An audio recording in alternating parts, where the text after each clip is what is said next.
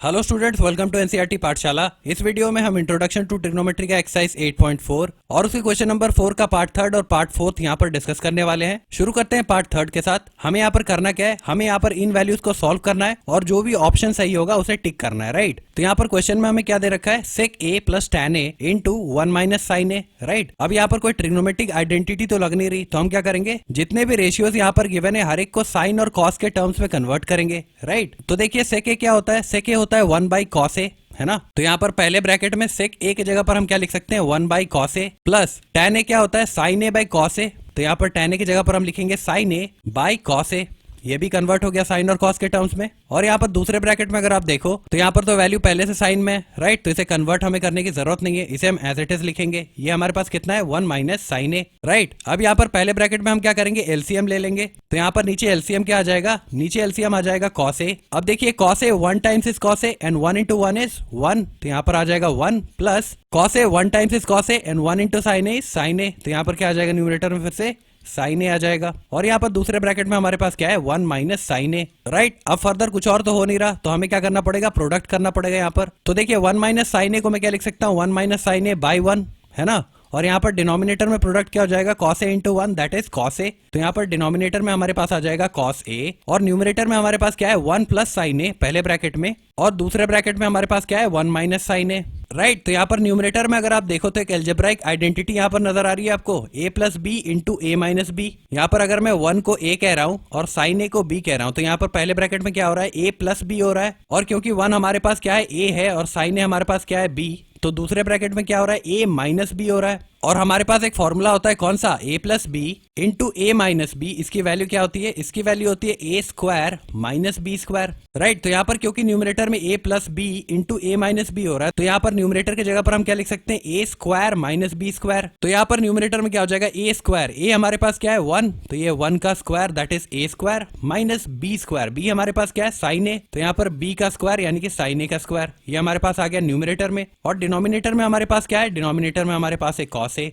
अब देखिए यहाँ पर 1 का स्क्वायर कितना होता है, 1 ही होता है, माइनस साइन ए का स्क्वायर कितना हो जाएगा, sine square A divided by cos A. अब यहाँ पर न्यूमरेटर में अगर आप देखो तो वैल्यू क्या है, ये 1 माइनस साइन स्क्वायर ए, और ये बराबर होता है कॉस स्क्वायर ए के। अब वो कैसे, देखिए हमारे पास एक आइडेंटिटी होती है कौन सी, sine square A plus cos square A is equal to 1, है ना। ये आइडेंटिटी हमारे पास है। इसमें अगर हम क्या करें, साइन स्क्वायर ए को आरएचएस पर भेज दें तो यहाँ पर क्या हो जाएगा, एलएचएस पर हमारे पास क्या रह जाएगा, कॉस स्क्वायर ए, और आरएचएस पर 1 हमारे पास पहले से था। और जब साइन स्क्वायर ए आरएचएस पर आ जाएगा तो ये क्या हो जाएगा, माइनस साइन स्क्वायर ए। तो यहाँ पर पहली आइडेंटिटी से हमने क्या डिराइव कर लिया कि 1 माइनस साइन स्क्वायर ए ये किसके बराबर होता है, ये कॉस स्क्वायर ए के बराबर होता है, राइट। अब यहाँ पर देखिए न्यूमरेटर में हमारे पास वैल्यू क्या है, ये 1 माइनस साइन स्क्वायर ए आया हुआ है, तो इसके जगह पर हम क्या लिख सकते हैं, कॉस स्क्वायर ए लिख सकते हैं। तो यहाँ पर न्यूमरेटर में हमारे पास क्या आ जाएगा, कॉस स्क्वायर ए, ये हो गया हमारे पास कॉस स्क्वायर ए, राइट। अब देखिए न्यूमरेटर में कॉस स्क्वायर ए है, इसका कहने का मतलब क्या है कि कॉस ए 2 बार मल्टीप्लाई हो रहा होगा, वही तो कॉस स्क्वायर ए होता है ना। तो इसे हम क्या लिख सकते हैं, कॉस ए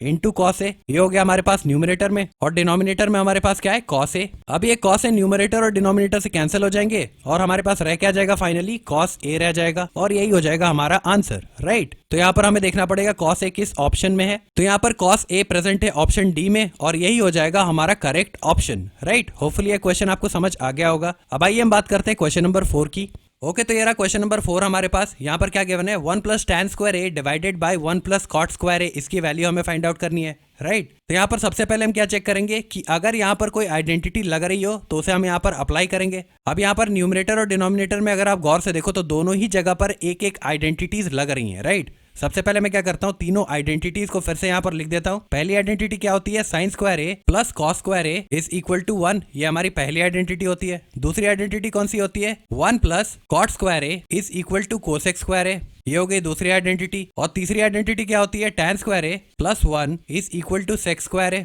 राइट। तो यहाँ पर न्यूमरेटर में क्या है हमारे पास, 1 प्लस tan स्क्वायर ए। अब यहाँ पर तीसरी आइडेंटिटी में आप देख सकते हो कि यहाँ पर एलएचएस पर क्या है, tan square A plus 1, right. और ये किसके बराबर होता है, सेक स्क्वायर ए के बराबर होता है। तो यहाँ पर न्यूमरेटर में 1 प्लस tan स्क्वायर ए की जगह पर हम क्या लिखेंगे, सेक स्क्वायर ए, राइट। तो यहाँ पर न्यूमरेटर में हमारे पास आ जाएगा sec square A divided by, यहाँ पर डिनोमिनेटर में हमारे पास क्या है, 1 प्लस कॉट स्क्वायर ए, और ये किसके बराबर होता है, 1 प्लस कॉट स्क्वायर ए, ये बराबर होता है कोसेक स्क्वायर ए के, राइट। तो यहाँ पर 1 प्लस कॉट स्क्वायर ए की जगह पर हम क्या लिखेंगे, कोसेक स्क्वायर ए। तो यहाँ पर डिनोमिनेटर में क्या आ जाएगा, कोसेक स्क्वायर ए।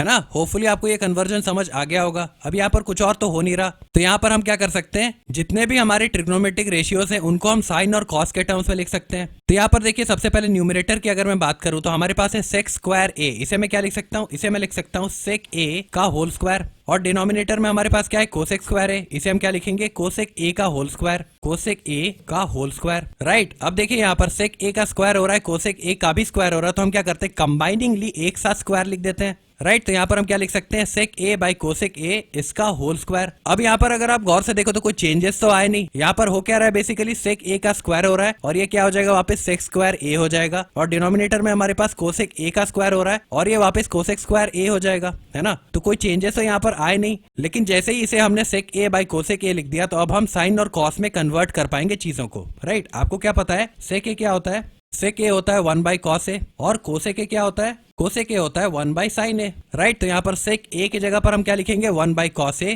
तो यहाँ पर न्यूमरेटर में हमारे पास क्या आ जाएगा, 1 by cos A divided by cosec ए की जगह पर हम क्या लिखेंगे, 1 बाई साइन ए। यहाँ पर डिनोमिनेटर में आ जाएगा 1 बाई साइन ए और इस ब्रैकेट के बाहर क्या है, होल स्क्वायर है ना। अब जैसे इस तरह की फ्रैक्शनल फॉर्म बन जाती है तो हम करते क्या है, सबसे नीचे वाले टर्म को सबसे ऊपर वाले के साथ मल्टीप्लाई करते हैं और न्यूमरेटर में लिखते हैं, और बीच वाले दोनों टर्म्स आपस में मल्टीप्लाई होते हैं और डिनोमिनेटर में आ जाते हैं। राइट, तो यहाँ पर ब्रैकेट के भीतर अगर मैं बात करूं तो यहाँ पर क्या हो जाएगा, साइन ए इंटू 1, ये न्यूमरेटर में आ जाएगा। साइन ए इंटू 1 कितना होता है, साइन ए ही होता है, divided by cos A into 1, ये क्या हो जाएगा, कॉस ए हो जाएगा और डिनोमिनेटर में आ जाएगा। और ब्रैकेट के बाहर क्या है, होल स्क्वायर है। अब देखिए यहाँ पर एक और फॉर्मूला लग रहा है, sign A by cos A, ये क्या होता है, टैन ए होता है। हमें पता है कि टैन ए क्या होता है, टैन ए होता है sign A by cos A. तो यहाँ पर sign A by cos A की जगह पर हम क्या लिख देंगे, टैन ए लिख देंगे। तो यहाँ पर ब्रैकेट के भीतर क्या हो जाएगा, यहाँ पर आ जाएगा tan a और ब्रैकेट के बाहर हमारे पास होल स्क्वायर प्रेजेंट है। अब tan a का होल स्क्वायर ये कितना हो जाएगा, ये हो जाएगा tan स्क्वायर a, है ना।